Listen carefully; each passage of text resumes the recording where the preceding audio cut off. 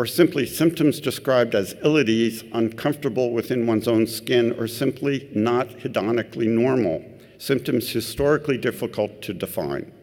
So I put this in the paper when I wrote it, and the reviews came back, and they said, hyperkatifeia doesn't exactly roll off the tongue. So normally, I'm a veteran of foreign wars, and I decided, normally you would basically agree with the reviewers and take the word out, but I wanted my word in print.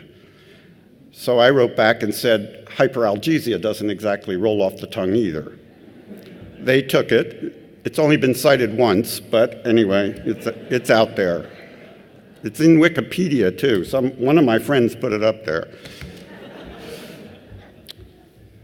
But joking aside, I want to describe to you a state of malaise. We can use the word malaise if you prefer, but that sounds more like sickness. But in some sense, it is a sickness that drives another source of reinforcement. And that source of reinforcement is something that we call negative reinforcement. And it's defined as a process by which removal of an aversive stimulus, and I'm going to argue the negative emotional state of withdrawal, increases the probability of a response. And so I hope to convince you that there is a source of reinforcement in addiction that drives compulsive use, is engaged in the later stages of addiction in particular, but some people may be self-medicating to begin with, overlaps with pain pathways, and has a neurocircuitry in the brain.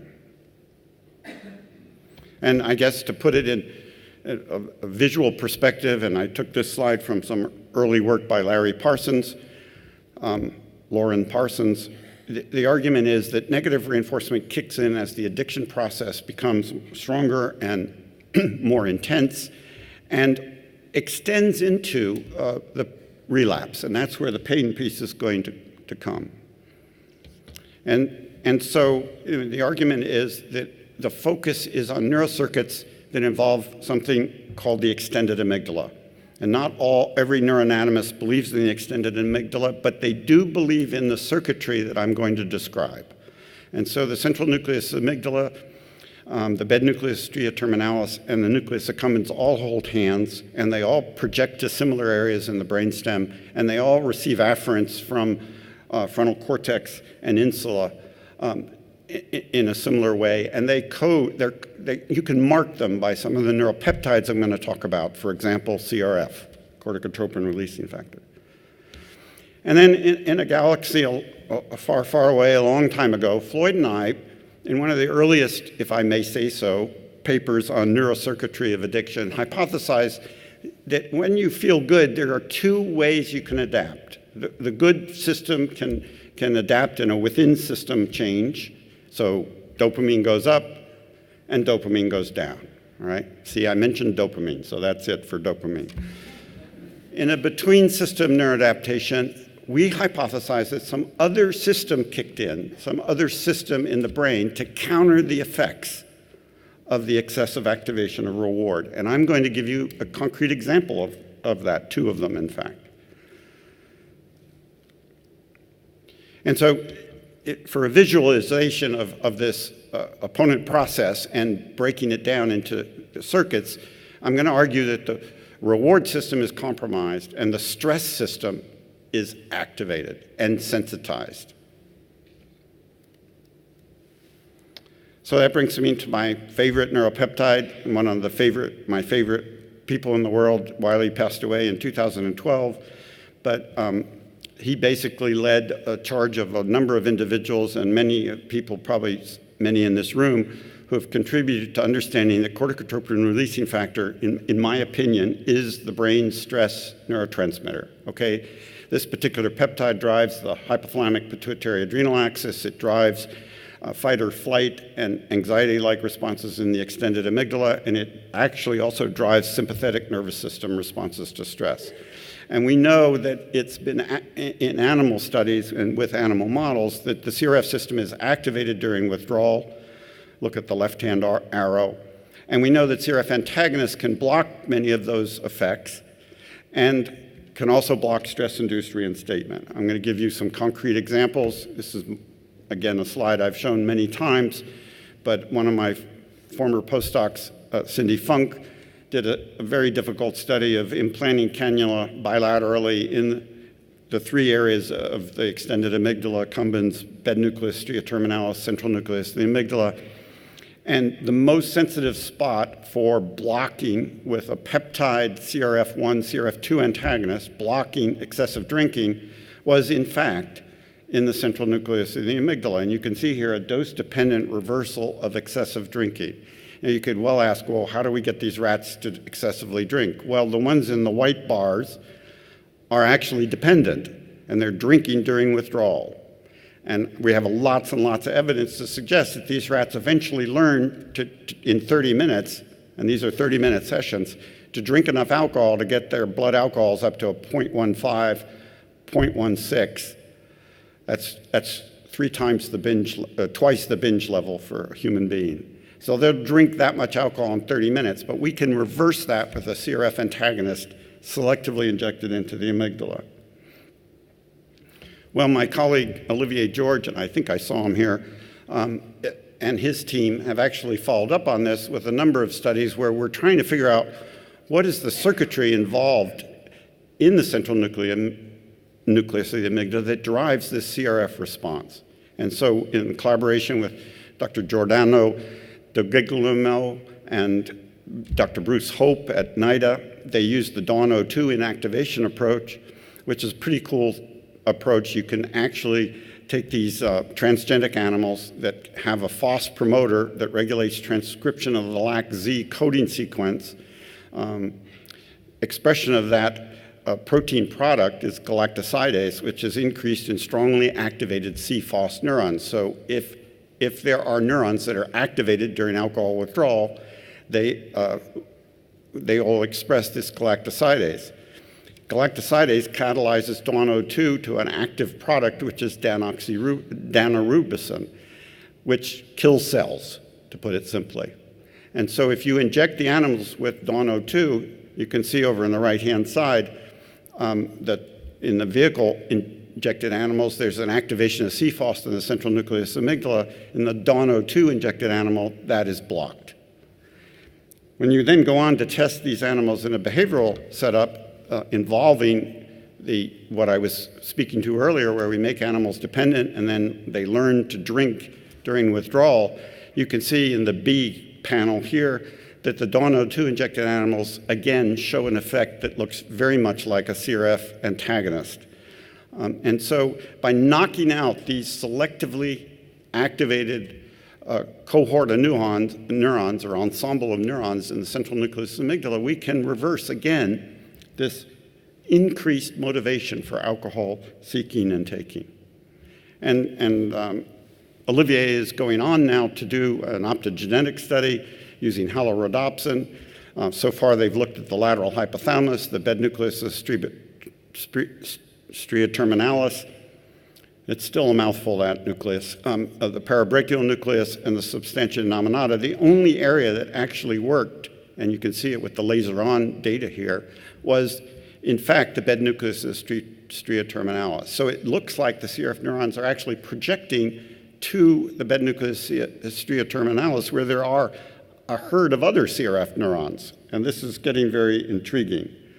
One thing that I've been doing with some of my postdoctoral fellows at NIDA is to look at possibly a projection from either BNST or the central nucleus of the amygdala to the periaqueductal gray, an area of the brain that has been up until very recently largely neglected. But as you can see from this slide, there's a good bit of evidence now with modern techniques like optogenetics and DREADS suggesting that subregions of the periaqueductal gray receive input from the central nucleus of the amygdala to express things such as conditioned fear, innate fear, predatory behavior, and freezing. So this is an area of active investigation in the field now. And now I want to turn to another domain, a domain that again was unexpected, but where for years I had always thought that the actions of CRF were completely separable. There was the autonomic nervous system effects, there were the there were the effects on the hypothalamic pituitary adrenal axis, and there were the effects in the amygdala.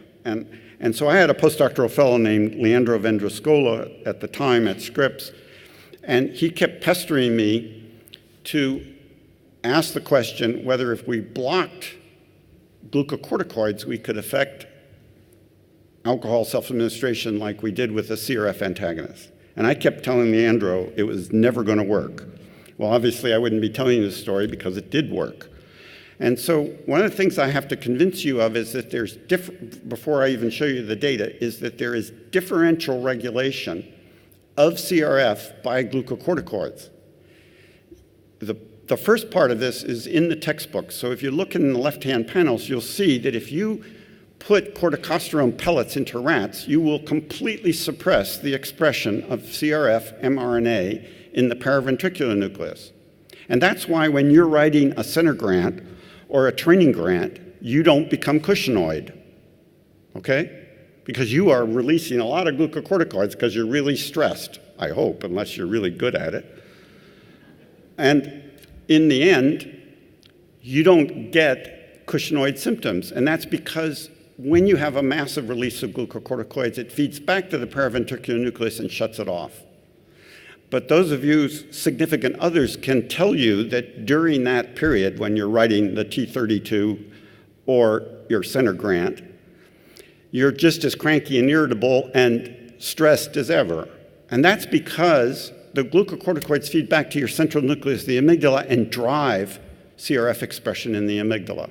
And you can see the old data with Makino et al. On the right-hand top panel, but you can see that we've seen exactly the same effects, suppression in the PVN and driving of the central nucleus of the amygdala in our alcohol studies.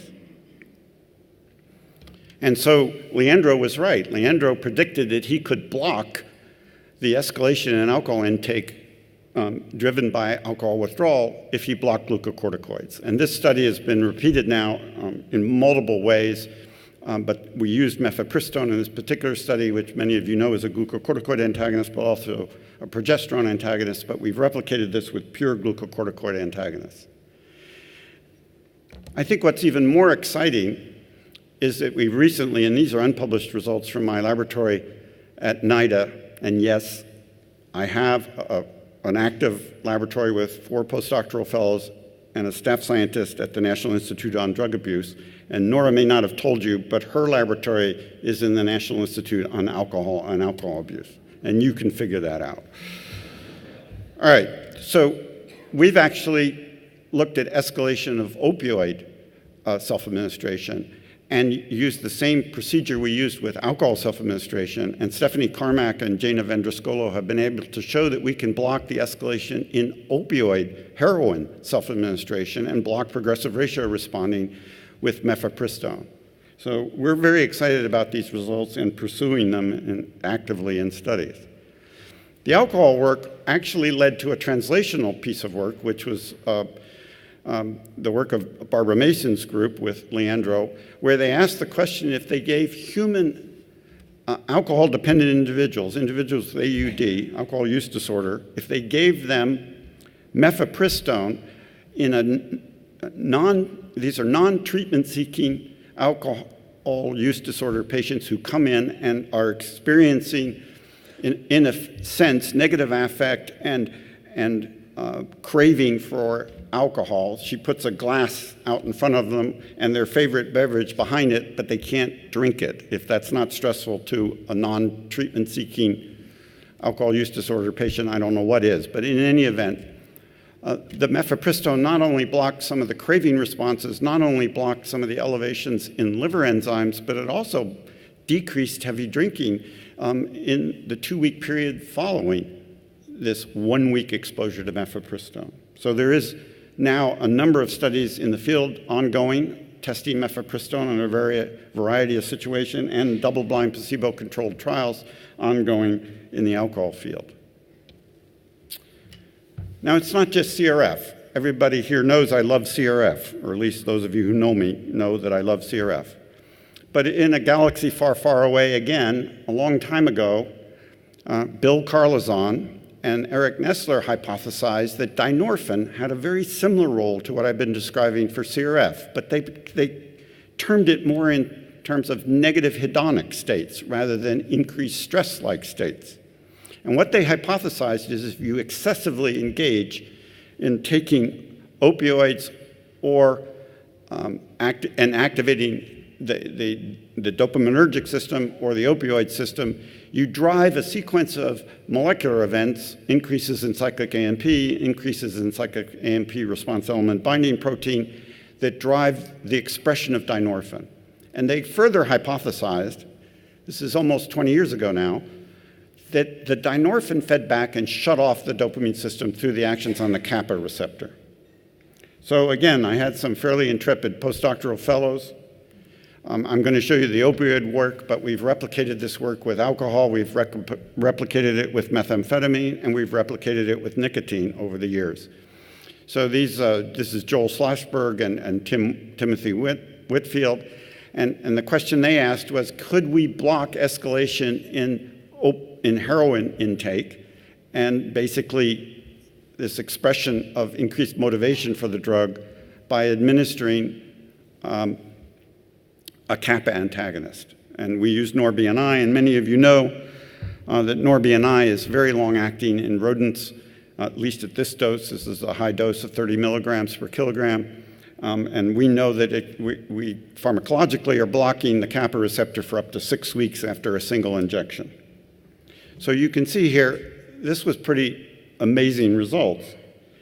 Paralleling this, we saw increases in expression of prodynorphin in very specific subregions of the nucleus accumbens. And you can see it illustrated here with the dark staining in this ventral shell region of the nucleus accumbens, particularly in the long-axis animals, the ones that had the escalation in intake. If you then micro-inject NorBNI into that area, you replicate the systemic injections that we observed.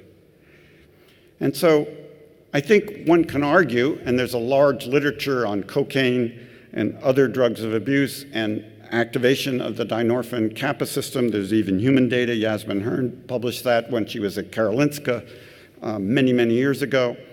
I think you can make a similar pattern of changes in elements of the extended amygdala, maybe focused more on the shell of the accumbens, but there's more and more evidence of actions on anxiety-like responses of dynorphin in the central nucleus of the amygdala. I think you can make a case for the dynorphin kappa opioid system contributing also to hyperkatifeia. And so I'm going to argue with you that there's a herd of neurotransmitters that are activated and converge on the extended amygdala. And they range from the ones I've talked about to also to vasopressin, hypocretin or orexin, substance P, but also modulation of these circuits by glucocorticoids, and there's growing evidence of neuroimmune factors. And I also want to remind you all, and probably don't have to, but there are buffers to these stress systems. We have an inherent, in my view, circuitry that helps us return to homeostasis. Neuropeptide Y, nociceptin, endocannabinoids, and the latest, it's not so latest because their studies have been ongoing for quite some time, but at least it's surfacing, is oxytocin. So I want to end by pulling this all together in the context of deaths of despair and talk a little bit about pain. So we had a congressional briefing in Washington, I think it was about a year ago now, on alcohol in women. And we invited a number of people to participate, some very famous researchers, but we also invited Martha Woodruff, who was a former public radio journalist, and she calls herself a late blooming novelist. And she gave such a passionate speech about how she became involved with alcohol that I asked her whether I could get a quote from her that I could use in a slide. So this is what Martha wrote. I grew up professionally focused and personally adrift. There's a long history of depression in my family, and my childhood home was dominated by my mother's mental illness that was not recognized, let alone treated. Sometime in my mid-30s, I started using alcohol to provide relief from the pain of childhood damage and organic depression. Bourbon was the only thing that would make the loop tape of despair in my head pipe down. So I want to remind you of some old pharmacology. First of all, opioid withdrawal produces hyperalgesia. This was recognized many years ago. One of the first people I knew that worked on this was a guy named Guy Simonet at the University of Bordeaux. I know Guy had a lot of trouble getting his work published 20 years ago. But this is actually human data, and these are ischemic pain thresholds and tolerance in individuals who are either in acute withdrawal, 24 to 72 hours, the orange bars, or 30 months later. And what you'll see is that you have a reduction in tolerance and you have an increased sensitivity to pain in these individuals. If you go back to the original chapter in Goodman and Gilman by Jerry Jaffe, you will see a sentence in there in the opioid chapter basically stating that opioid-addicted individuals will show increased pain sensitivity for months, even years, after termination of their substance use disorder. And this is my last PhD student at the University of California, San Diego. 4 years ago, Paula Park actually published a paper where she was able to block the escalation in opioid intake using, again, the long access model, where the animals have 12 hours access to heroin a day. She's able to block that by chronic administration of a CRF antagonist, CRF1 antagonist. But what's even more striking is she was also able to block the hyperalgesia that would normally develop. And you can see that on the right-hand bars. There's a large body of data on CRF interacting in the amygdala to contribute to this hyperalgesic state. And I refer you to the work of Victor Nussbauer at the University of Texas.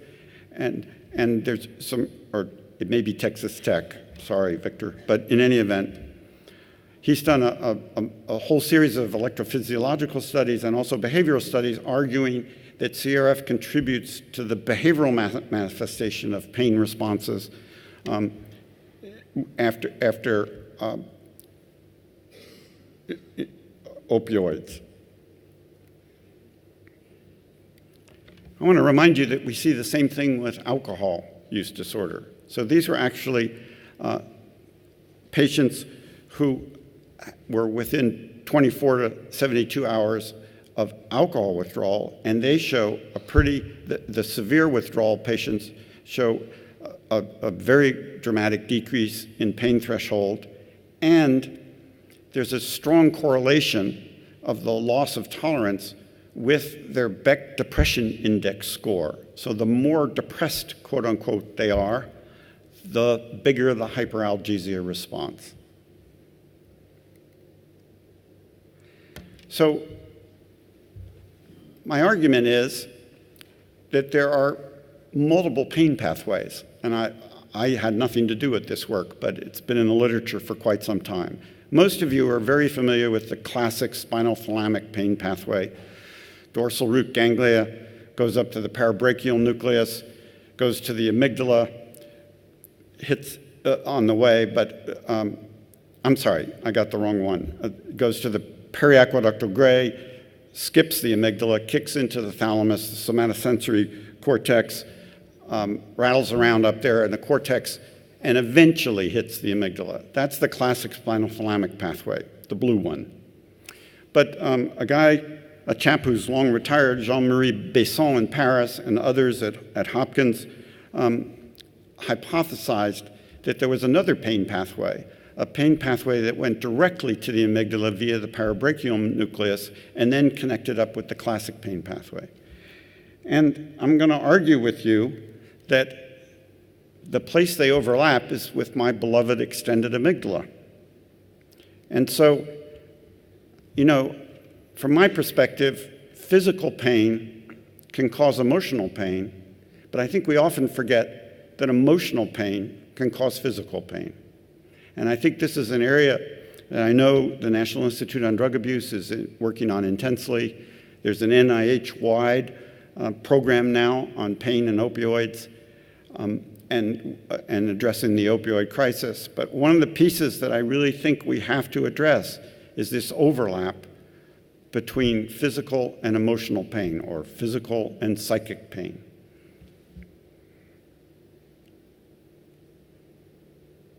So I'm kind of going to wrap up. The basic bottom line that I'm arguing is that addiction is a moving target. It gets worse over time.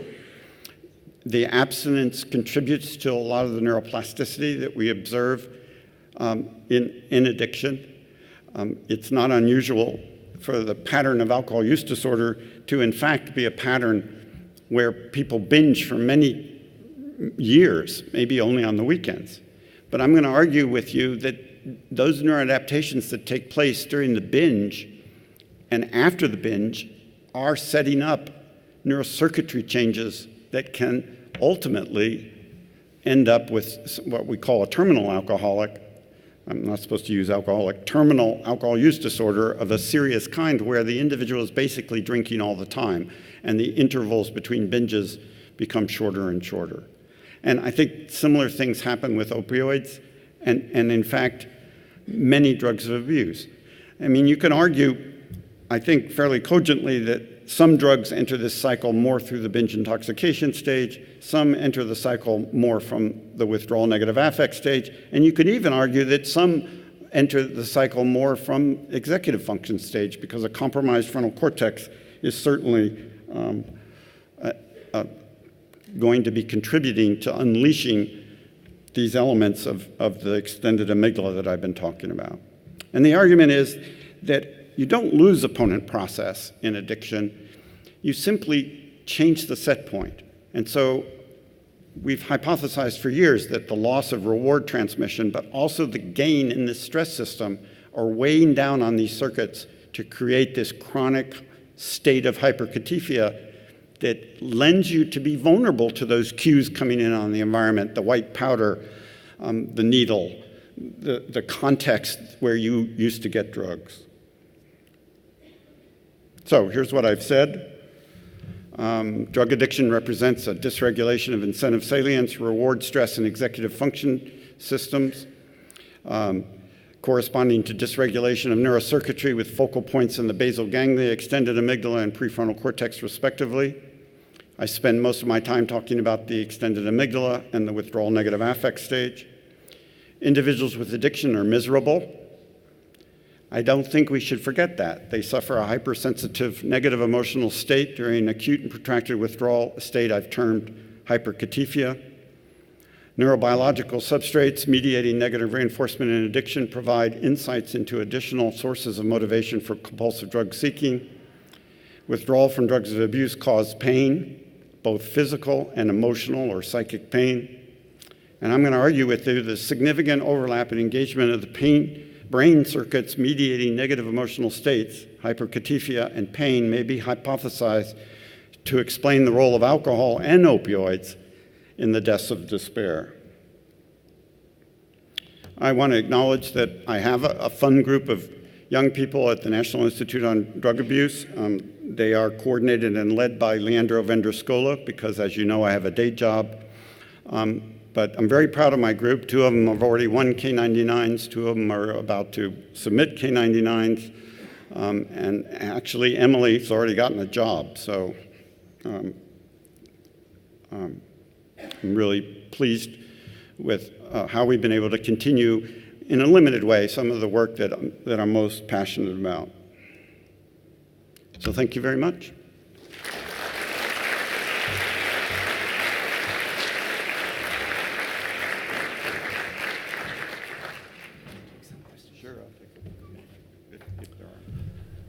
Okay, thank you, George. I think we have time for some questions. If you would like to ask a question or comment, please. I'm Jack Henningfield. I consult in this area, and I'm at Johns Hopkins. Wonderful lecture. Joe Brady would be pleased that you talked about positive and negative reinforcement and got it right. But it's relevant because we use positive reinforcement as a main tool for identifying if a drug has abuse liability in the level. But that doesn't explain addiction. And I think it is much more about this hyperkatifeia process. And if some of you were at the president's lecture the other day, the message was clear. It's not just about the drug, it's about social inequalities, racial diversity, factors that contribute to stress. We've known for decades that pain treatment is better when you do multimodal comprehensive. It's not just about the drug. The substance abuse disorder is not just about the drug. Treatment, medication-assisted treatment, is supposed to be medication assisting the treatment, right? And you said it a couple of minutes ago about pain can be influenced by stress and vice versa. How we bring that into social policy and how we bring that into the treatment of addiction and pain is really tricky. And I wonder about your thoughts about how we do a better job of bringing the T back into the treatment part of medication-assisted treatment. And maybe we should talk about pain treatment as medication-assisted treatment more. Your thoughts? Well, Jack, you gave me flashbacks. I almost felt like I was sitting in the audience and watching Joe Brady come up to the microphone to ask you questions. Nothing would please me more than to hear that Joe Brady would be pleased. It's a lot to say there, but let me just be very brief, try to be brief. First of all, Josh Gordon, the head of NIMH, and Nora Volkoff and I have been meeting a couple of times to talk about the deaths of despair and how we can start to look at overlap in these domains, both at research level but also extending it into health services. My institute, we have started an initiative that I'll talk about at RSA on recovery. So we plan on trying to make some arbitrary definition of recovery and then start to define measures of recovery. But I think what we're going to find is that the elements you've raised need to be woven into the long-term recovery for all substance use and alcohol use disorders. And I'll stop at that, but I welcome your thoughts. Send me an email if you have any other thoughts. I hope the audience doesn't get sick of hearing about Australia. I hope instead you come down and visit. In the bariatric surgery world, we talk about obesity as an addiction, kinda, and in Australia, non-alcoholic steatosis, I forget the word, NASH, is overtaking alcohol dependence as a cause of liver transplantation. Obesity wins. I wonder, George, if you could comment, and I wonder if the rest of the audience could tie in obesity to their research, because I think the parallels are numerous and a rich mine to dig into. Yeah, no, I couldn't agree more. Actually, one of my former postdocs, Pietro Cottoni, has actually written a review article on what we call food addiction and compulsive eating. And, I recommend the article. We explored there the parallels between addiction and the stages of the addiction cycle with those involved in a subgroup of individuals in the eating area who definitely show this compulsive-like responding. And we have, and there is data in the literature, and we have data from animal models suggesting that the dark side also kicks in for that. And that may be part of it. The other part is that we have an intrepid researcher in the intramural program at NIAAA, some of you know Lorenzo Leggio, who is actually studying ghrelin and how it contributes not to the dark side so much of addiction, but to the binge intoxication state and expectancy and craving stages, in the sense that ghrelin seems to be really activated when individuals crave alcohol. And so it could be that the reason some individuals, when they have bariatric surgery, actually cathectover to alcohol abuse may be involved with ghrelin. So that's another area of research that I think is moving forward. So if you're interested, it's Leggio is his last name.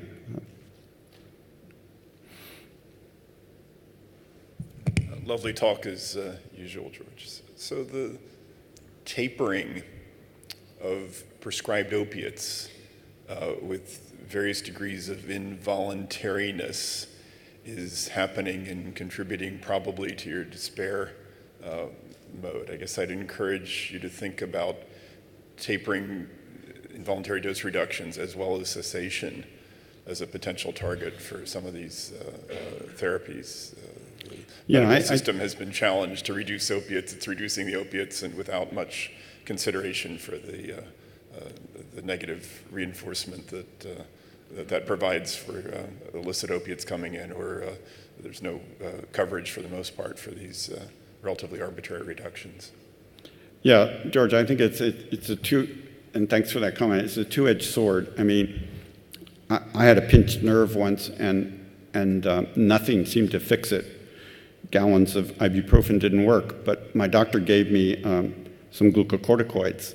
But I don't know whether you've ever had this experience. You get this packet of glucocorticoids, and there's first you start with 5, and the next day 4, 3, 2, 1, and you're gone.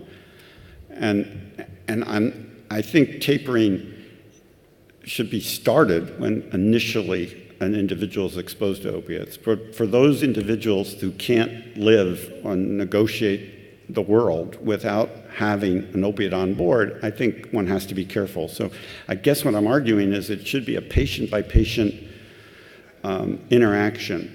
And it speaks to the issue that we're well aware of, certainly in the alcohol field, that physicians need better training in addiction and they need better training in pain management. And not just physicians. I shouldn't just pick on physicians.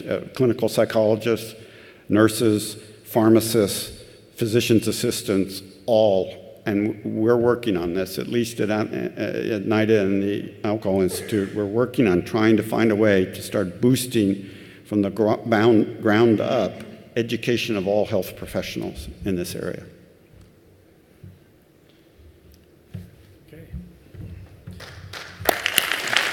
Okay.